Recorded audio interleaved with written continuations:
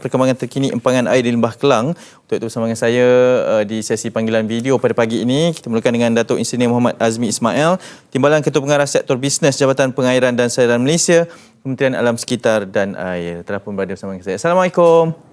Waalaikumsalam warahmatullahi wabarakatuh. Apa khabar, Datuk?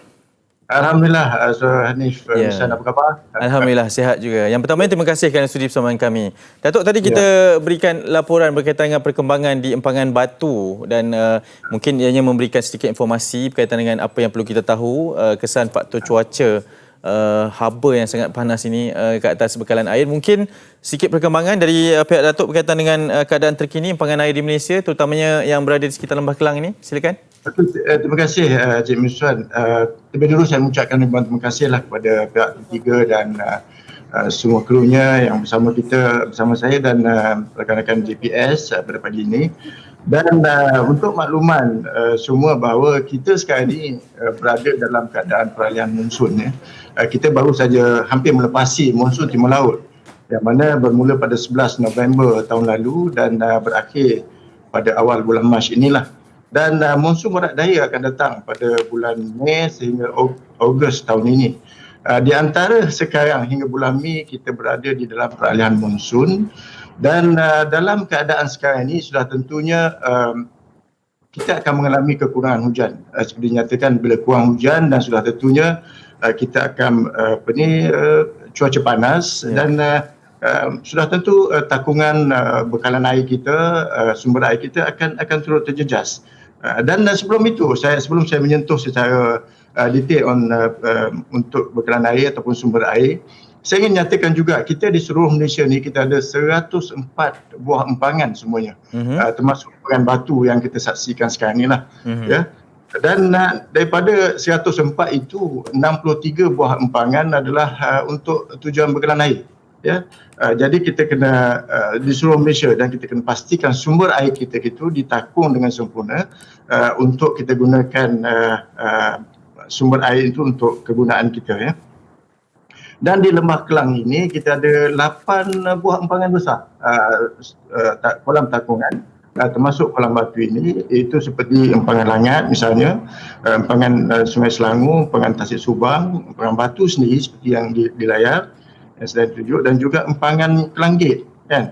Dan JPS sendiri membuat pemantauan di 21 buah empangan di seluruh Malaysia, dan pihak awam ataupun publik boleh mengikuti pemantauan ini melalui public info kemarau ataupun web info kemarau kita di laman web JPS, dan kita boleh tengok keadaan takungan empangan kita di 21 buah yang saya nyatakan tadi.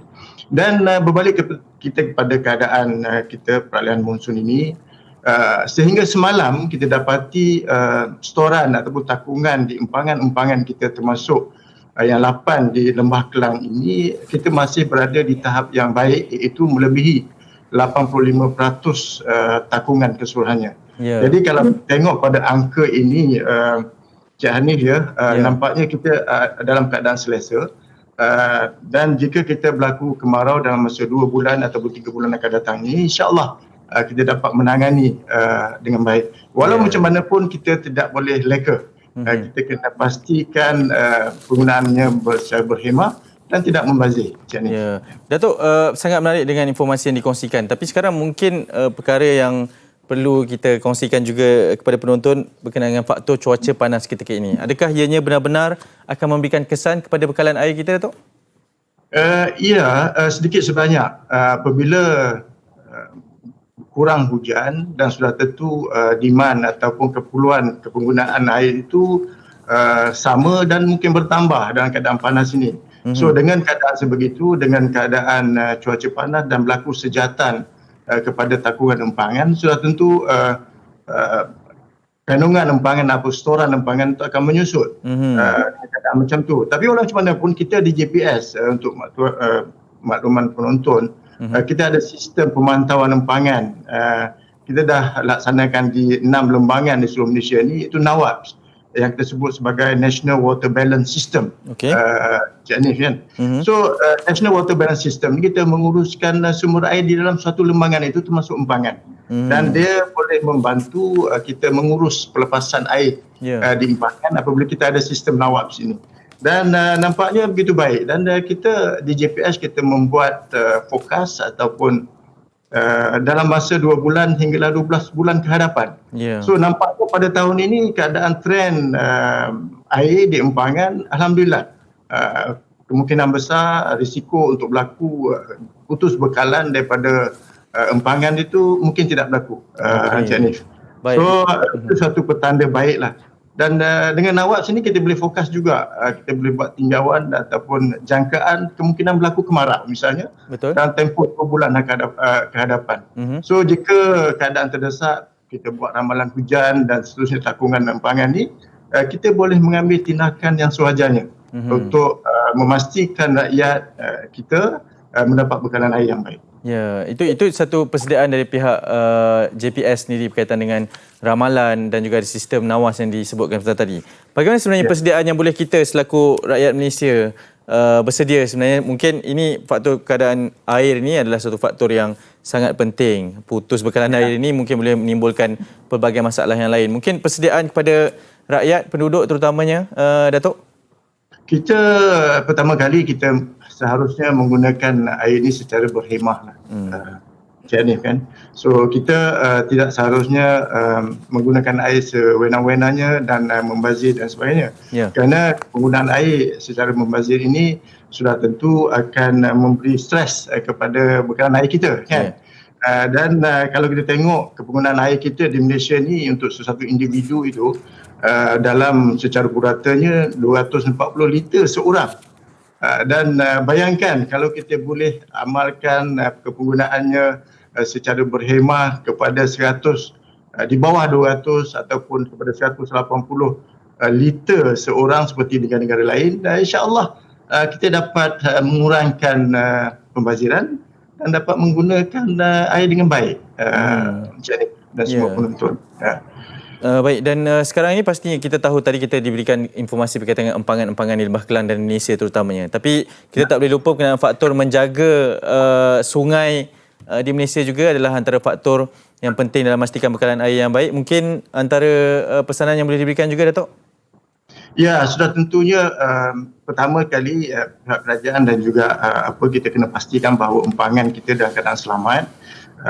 Dan takungan kita dalam keadaan selamat dan sudah tentu kita buat pemeliharaan secara berkala dan kita mempunyai emergency action plan jika berlaku keadaan luar jangka dan kita ada MyDam juga untuk semua operator empangan dan sebagainya memastikan pengoperasian empangan dalam keadaan selamat dengan sokongan NGO seperti MYCO, Cik Hanif MYCO Deputation National Committee on Large Dam yang berurus secara terus dengan International Commission of Large Dam di peringkat antarabangsa dan kita mempunyai pakar-pakar untuk memastikan bahawa keselamatan empangan ni dapat dijaga dan seterusnya kita di Kementerian di KASA mempunyai jawatankuasa keselamatan struktur empangan itu sendiri yang kita berbincang macam mana untuk memastikan keselamatan empangan ni.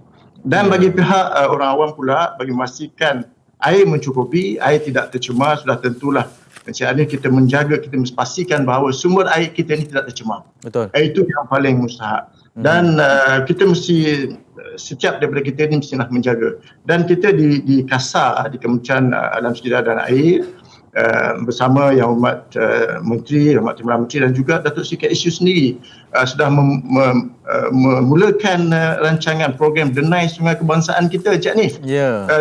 Sungai Kebangsaan kita memastikan bahawa kita membuat denai di sepanjang sungai, di sebelah kiri dan sebelah kanan dan di kawasan-kawasan yang loji rawatan air misalnya ataupun di kawasan-kawasan yang berpotensi untuk berlaku pencemaran. Bila kita adakan denai ini dan kita bawa komuniti ke tepi sungai, kita terlibat kerajaan, swasta, komuniti, masyarakat untuk memastikan sumber air kita ini tidak tercemar dan kita menjadi sebagai mata dan telinga kepada kerajaan bagi memastikan sungai kita tidak tercemar. Itu yang paling mustahak dan program Denai Sungai Kebangsaan ini suatu program yang baik yang sedang dipelopori oleh Kementerian dan saya minta semua komuniti masyarakat yang berada berdekatan dengan sungai turut terlibat dan memastikan bahawa kita tidak mencemari sungai kita. Ya. Datuk, memang sangat padat perkongsian yang diberikan. Saya percaya ini adalah tanggungjawab kita bersama dalam memastikan bahawa sumber air kita tidak tercemar dan kita akan mendapat bekalan air yang bersih. Terima kasih banyak, Datuk. Sama, Cik Anis. Atas perkongsian Datuk Engineer Muhammad Azmi Ismail, Timbalan Ketua Pengarah Sektor Bisnes, Jabatan Pengairan dan Saluran Malaysia, Kementerian Alam Sekitar dan Air. Dan pastinya akan kita bawakan dari masa ke semasa berkaitan dengan perkembangan terutamanya bekalan air yang pastinya menjadi kebimbangan semualah dalam memastikan bahawa kita dapat bekalan air yang bersih dan secukupnya dari masa ke semasa, atas lagi pada keadaan cuaca dan juga faktor haba yang sangat tinggi.